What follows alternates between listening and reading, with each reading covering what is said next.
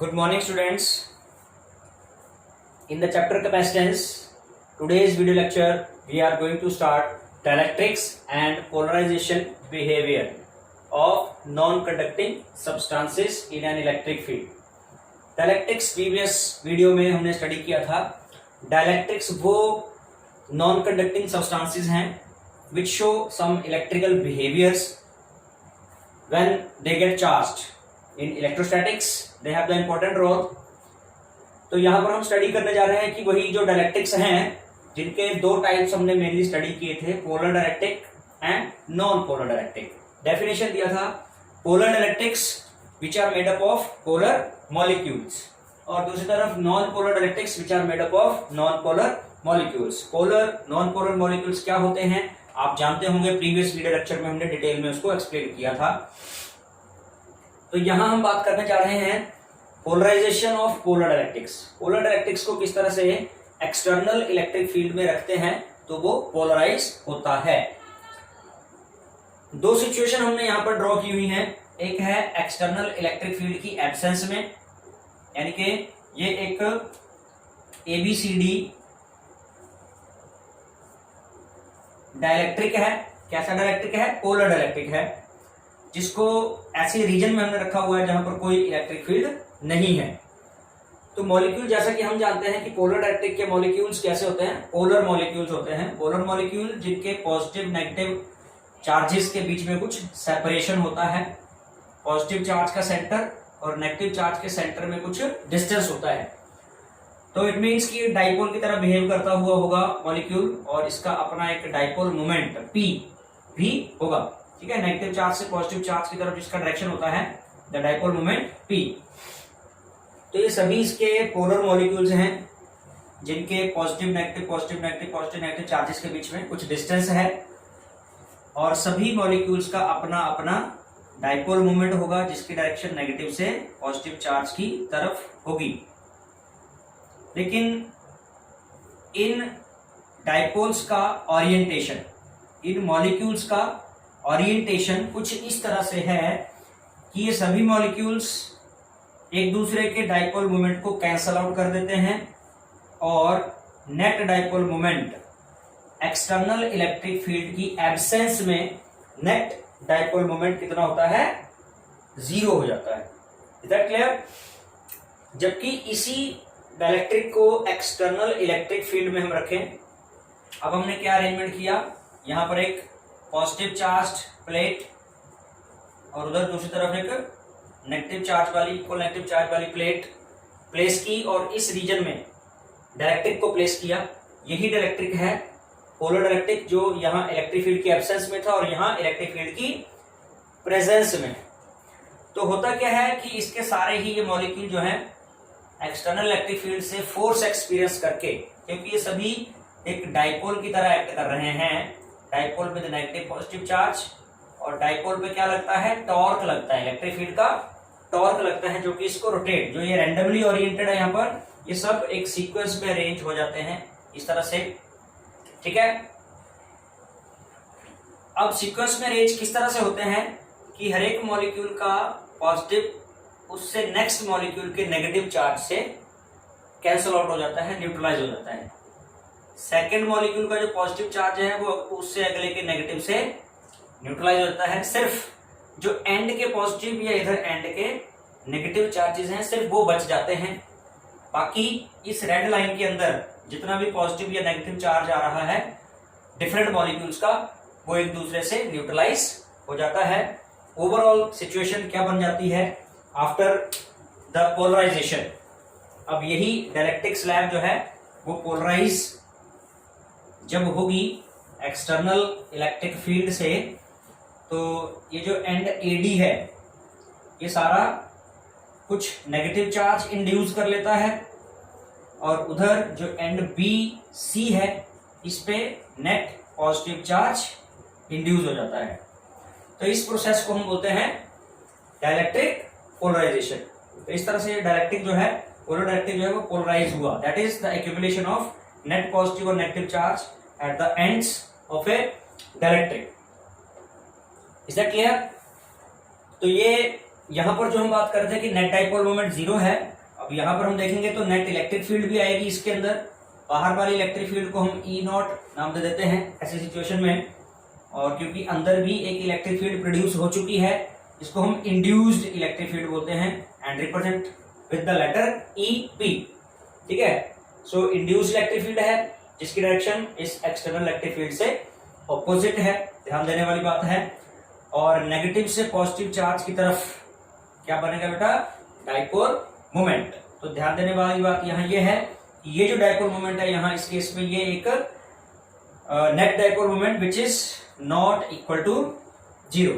यहां पर तो ये 0 था एक्सटर्नल इलेक्ट्रिक फील्ड के एब्सेंस में, लेकिन अब ये net electric dipole moment is not 0 when external electric field is applied. ये बात हुई पोलराइजेशन ऑफ पोलर डाइलेक्ट्रिक्स। और अब हम बात करते हैं polarization of non polar dielectric. ठीक है, पोलर की जगह पे क्या आ जाएगा, non polar dielectrics. Non polar dielectrics mean जो नॉन पोलर मॉलिक्यूल्स से बने हैं। नॉन पोलर मॉलिक्यूल्स कैसे होंगे, पोलर और नॉन पोलर मॉलिक्यूल्स में शेप में, उनकी बनावट में क्या अंतर है बेसिक, वो यहां देखें। We have taken non polar dielectric. Non polar dielectric है तो इसका मतलब इसके जो मॉलिक्यूल्स होंगे वो नॉन पोलर मॉलिक्यूल्स होंगे। नॉन पोलर मॉलिक्यूल आपको बताया था कि सिमेट्रिक शेप के होते हैं, लाइक दैट। ठीक है, स्फेरिकल हो गए जैसे ये शेप मॉलिक्यूल्स का। और इन नॉन पोलर मॉलिक्यूल्स का पॉजिटिव नेगेटिव सेंटर एक ही जगह पर होगा। ये डेफिनेशन दी थी, उस centre of positive charge coincide with the centre of negative charge. तो ये सिचुएशन होगी एक नॉन पोलर डाइलेक्ट्रिक की। ये ABCD इस समय एक नॉन पोलर डाइलेक्ट्रिक लिया गया है। ठीक है, नॉन पोलर डाइलेक्ट्रिक में इसके पॉजिटिव नेगेटिव चार्ज एक ही जगह पर हैं, उनके बीच में कोई सेपरेशन नहीं है। ये सिचुएशन उस समय की है जब एक्सटर्नल इलेक्ट्रिक फील्ड 0 है, no external electric field is applied. उस सिचुएशन में यहां हम देख रहे हैं ये भी no electric field polar dielectrics की है। यहां हर एक मॉलिक्यूल का अपना अपना डाइपोल मोमेंट तो है, लेकिन टोटल डाइपोल मोमेंट 0 है।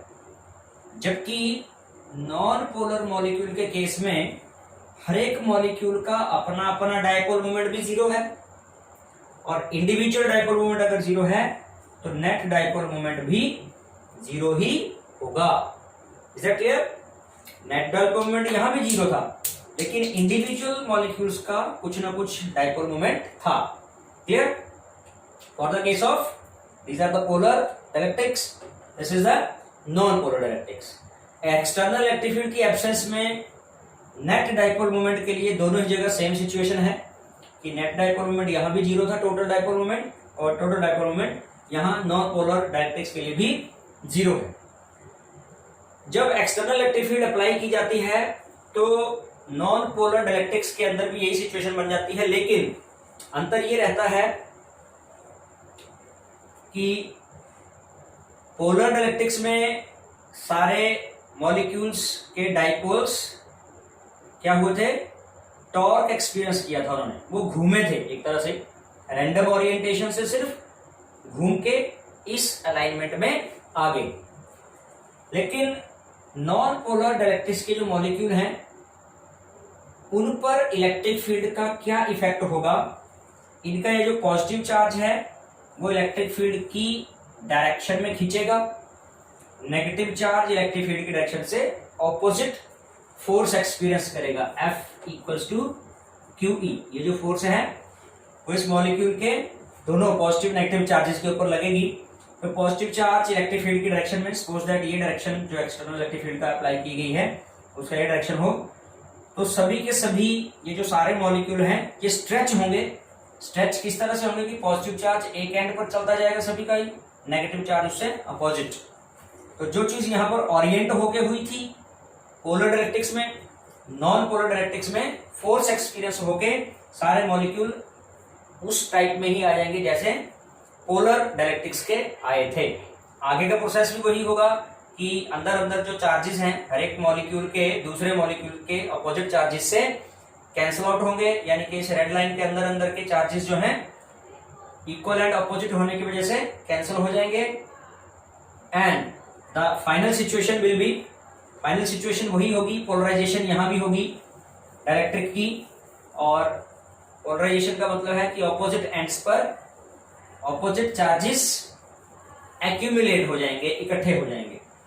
तो फाइनली एंड में नॉन पोलर डाइलेक्ट्रिक भी पोलर डाइलेक्ट्रिक की तरह ही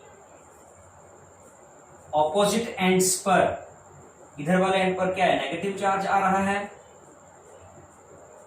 और दूसरे उधर ऑपोजिट एंड पर पॉजिटिव चार्ज एक्यूमुलेट कर लेता है। तो यहां भी उसी तरह से पोलर डाइलेक्ट्रिक की तरह ही पोलराइजेशन हुई, यानी कि ऑपोजिट एंड्स पर चार्ज का एक्यूमुलेशन हुआ। तो ये डायरेक्शन एक्सटर्नल इलेक्ट्रिक फील्ड का था E नॉट, और इसके अंदर भी एक जो इलेक्ट्रिक फील्ड प्रोड्यूस हुई, इंड्यूस्ड इलेक्ट्रिक फील्ड इसको बोलते हैं EP, and the net dipole moment, और इस डायरेक्शन में होगा नेट डाइपोल मोमेंट जो कि इस समय 0 नहीं होगा। तो इस तरह से दोनों तरह के जो डाइलेक्ट्रिक हैं पोलराइज होते हैं with the help of external electric field. The next topic we will continue now. Topic है हमारा पोलराइजेबिलिटी। छोटे छोटे टॉपिक्स इस चैप्टर में हैं ये। इसी पोलराइजेशन से ही, पोलराइजेशन तो एक प्रोसेस हो गया, polarization is a process of accumulation of equal and opposite charges on the two ends of a dielectric. Dielectric के दोनों सिरों पर इक्वल एंड अपोजिट चार्ज के इकट्ठा होने के प्रोसेस को नाम दिया गया है polarization. Now we will talk about the topic polarizability.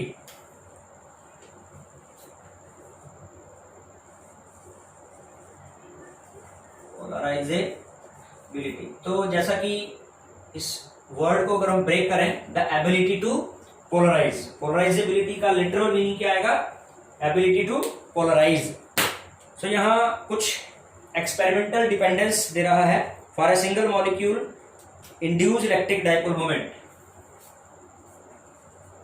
for a single molecule the induced electric, दोनों ही डाइलेक्ट्रिक्स में इलेक्ट्रिक डाइपोल मोमेंट जो है वो एक्सटर्नल इलेक्ट्रिक फील्ड की एब्सेंस में 0 था, और बाद में वो क्या हुआ था, इंड्यूस हुआ था, प्रोड्यूस हुआ था। तो वही प्रोड्यूस होने वाला जो डाइपोल मोमेंट P है proportional to applied electric field. Induced dipole moment proportional to applied electric field. ये एक एक्सपेरिमेंटल ऑब्जर्वेशन है। तो यहां से वो ये लिखता है कि जो इंड्यूस्ड इलेक्ट्रिक डाइपोल मोमेंट जिसको P वेक्टर से रिप्रेजेंट करते हैं, so P here is proportional to external electric field E, और प्रोपोर्शनलिटी को साइन को हटाते समय जो कांस्टेंट लिया है अल्फा, जिसको यहां नाम दिया जा रहा है पोलराइजेबिलिटी। तो इसके साथ साथ एक कांस्टेंट और है जिसपे डिपेंड करता है epsilon naught alpha E, P equals to epsilon naught alpha E। तो यहां पर अल्फा है जिस टर्म की हम बात कर रहे हैं polarisability. Alpha the constant of proportionality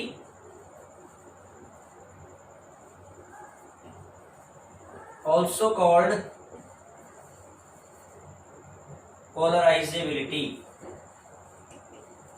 ठीक है बेटा, ये उस डाइलेक्ट्रिक के एबिलिटी टू पोलराइज को इंडिकेट करता है। साथ में एक कांस्टेंट और दिखाया है यहाँ पर एप्सिलॉन नॉट। एप्सिलॉन नॉट का फंक्शन है कि ये जो इक्वेशन है वो डायमेंशनली दोनों तरफ करेक्ट रहे। ठीक है, एप्सिलॉन नॉट का फंक्शन वही है, उतना ही है। यानी कि हम अल्फा को अगर यहाँ लिखें तो P by epsilon not E ये लिखा जा सकता है अल्फा के लिए। तो अल्फा के जो डायमेंशंस या जो यूनिट होंगे वो इन तीनों क्वांटिटी के यूनिट्स या डायमेंशन को सब्स्टिट्यूट करेंगे तो वहां से आ जाएंगे and ultimately it comes metre cube. Alpha की जो यूनिट आती है SI unit that is cubic metre, जो कि वॉल्यूम की यूनिट है। This is polarizability. Now the next lectures को हम अगले वीडियोस में कंटिन्यू करेंगे। Till then keep healthy, keep studying.